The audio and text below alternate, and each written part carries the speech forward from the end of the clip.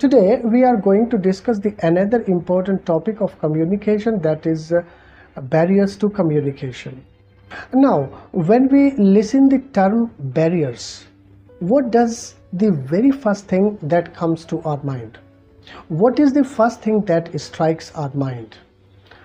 Maybe any stoppage, maybe any hindrance, maybe anything that stops or controls. So there may be different interpretations of the word barriers in different terminology. In communication terminology, the word has something the same meaning. It may stand for anything that distorts our message. In fact, it is important to know about barriers to communication so that we can avoid them while communicating.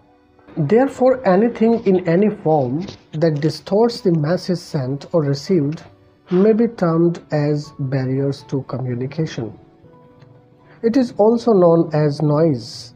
While making communication, sometimes the sender remains unable to convey his message to the another person, and this results into miscommunication. For example, sometimes you just want to say something positive to someone you know, but he takes you otherwise. He is unable to understand you, what you just want to say. Here you try to explain, my means was not that. I wanted to say that. You are taking me otherwise. This is the problem of misunderstanding, because the another person is not understanding. Now, take the another example. Suppose you are talking to your senior about your project. Meanwhile, the another employee comes and starts talking to your boss. Now your boss pays attention to what does he say. After his departure, your boss turns to you and asks suddenly, "Yes, what were you saying?" Now you feel your boss has not heeded on what you said. You feel amazed and surprised. This is the problem of not understanding. So, what do you learn from these situations? Although there are a number of barriers to communication, here in this lecture we are going to discuss some major ones. According to the nature, barriers can be divided into 4 categories. First, linguistic or semantic barriers. Second, psychological barriers. Third, organizational barriers. And fourth, personal barriers. Now let us discuss the first, linguistic or semantic barriers. Literally, the word linguistic means language and semantics means meaning. Therefore, linguistic or semantic barriers are those barriers which result from language or meaning-related mistakes. Sometimes the speaker or the writer creates these barriers because of these certain mistakes, like unclear sentences. Sometimes the speaker himself creates this barrier by using unclear words, sentences, message, idea, etc., which is not intelligible to the receiver. Therefore, this is one of the language barriers. Poor grammar. These barriers are created because of grammatical, syntactic, punctuation, morphological, and sense of expression mistake. A person in an organization receives information from different channels and sends the same to the others. In this process, the message is molded again and again according to the intelligibility of the recipient, and a little carelessness in the translation can result into barriers to communication. The another language barrier is specialized language. This barrier is created because of highly specialized terminology, words, phrases, or jargons of a particular field or subject. Every profession has its different technical terminology and is hard to understand by all. This special terminology sometimes creates barriers to communication. The another language barrier is unclarified assumptions. This barrier is created because of speakers' unclarified ideas or assumptions regarding the masses, or sometimes the speaker takes it for granted. That is, the receiver has the idea of the masses what is being conveyed. The another important barrier is psychological barriers. Psychological barriers are very significant impediment in communication. These are: number one, difference in attitude and values. As you know, all are not alike is an apt saying. That means different people have different attitudes towards a particular thing. This attitude results into difference in perception, and this difference in perception leads to barriers to communication. The story of 6 blind Burmese is the best example here. Each blind Burmese was right according to his perception about the elephant, but it is not according to the other. So these type of different perceptions lead to barriers to communication. Lack of attention is another psychological barriers. Barriers are not only created by the speakers, but are also created by the recipient or the audience. Sometimes the receiver is preoccupied with some urgent piece of work, and due to this, he remains unable to understand the message attentively.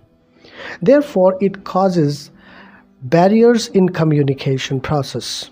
Howsoever the speaker is cogent and effective, he cannot be effective until or unless the receiver listens him attentively.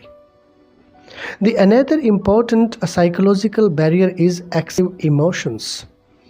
Good speakers always avoid themselves from excess of emotions, because this excess of emotions leads to barriers to communication. This stops communication. Effective communication has a good blend of reason and emotions. The another important distrust is a major psychological barrier to communication. Distrust is a major psychological barrier to communication. Trust plays an important role between the speaker and the receiver. If there is no trust between both of them, both parties will get the message otherwise. This prejudice between them leads to miscommunication. The another type of barriers is organizational barriers. The barriers that occur inside the organization are called organizational barriers. There are some important organizational barriers which we must understand. The first and the foremost is negative organizational climate. Effective or ineffective communication depends upon organizational climate. If it is positive, the communication shall be positive and healthy. It would be fruitful too. Or if it is negative, the communication will be ineffective. Therefore, the negative attitude of the top level employees and executives discourages communication in the organization. Status is the second important organizational barrier. In fact, communication is affected by status. The barrier arises when people of different status communicate. For example, the general manager sometimes hardly pays attention towards the suggestion from his subordinates, and this is only because of difference in status. Therefore, for example, the general manager sometimes hardly pays attention towards the suggestion from his subordinates, and this is only because of difference in his status. Therefore, hierarchy in the organization is one of the common factors of miscommunication. The other is one-way flow. One-way flow of communication is another barrier to communication because the sender doesn't get the feedback from the audience or the listeners. Rules and regulations. Sometimes the speaker is troubled by some fixed and definite rules and remains able to send the message. Therefore, too much rules and regulations in communication is another important barrier to communication. The other type of organizational barriers is distance barriers. Distance is another important barrier to communication, no doubt. As you know, the more is the distance between the people, the less is the communication. Last important barrier is physical barrier. Network problem in mobile phone, internet problem or noisy restaurant can destroy communication. In such case, the receiver may not understand it properly. So the another category of barriers to communication is personal barriers. And they are of 8 types which are here. Attitude of superiors. Attitude of the superiors is the main barriers to communication. If superior have positive attitude, they have a smooth communication with their junior ones. And if they have negative attitude, then they have a problem in communication. So attitude of superiors is one of the main barriers to personal communication. So attitude of superiors is one of the important factors that affects communication. Lack of confidence in subordinates. This barrier results when the seniors develop attitude that the juniors are less capable of. This attitude results from lack of confidence in juniors. The junior takes for granted that his communication or idea will not be entertained by his boss. So this type of lack of confidence is one of the barriers to effective communication. The another is insistence of proper channel. Sometimes it is the hierarchy or protocol or proper channel approach which causes barriers to communication. The another important barrier is ignoring communication. Now this is a major problem in communication. Some people ignore communication that restricts communication process and results into ineffective communication. So if one has effective communication or one listens to the others very effectively, he can just make his communication effective. The another is too much filtration of information. Now we technical people have to filter the information because whenever we have overloaded masses, we have to cut it short. But too much filtration of information sometimes leads to barriers to communication because sometimes we leave important information in filtration process.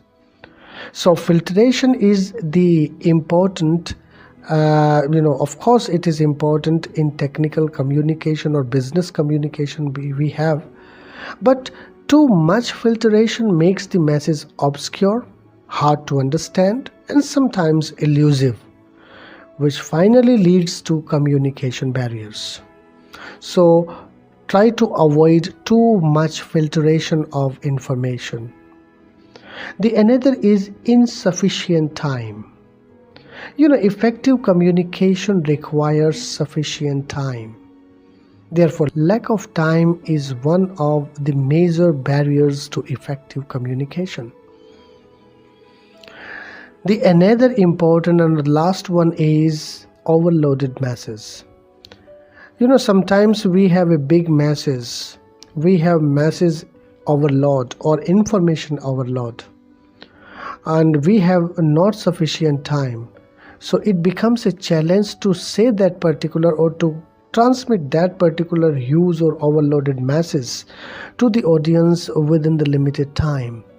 So it is one of the important impediments in effective communication. Thank you.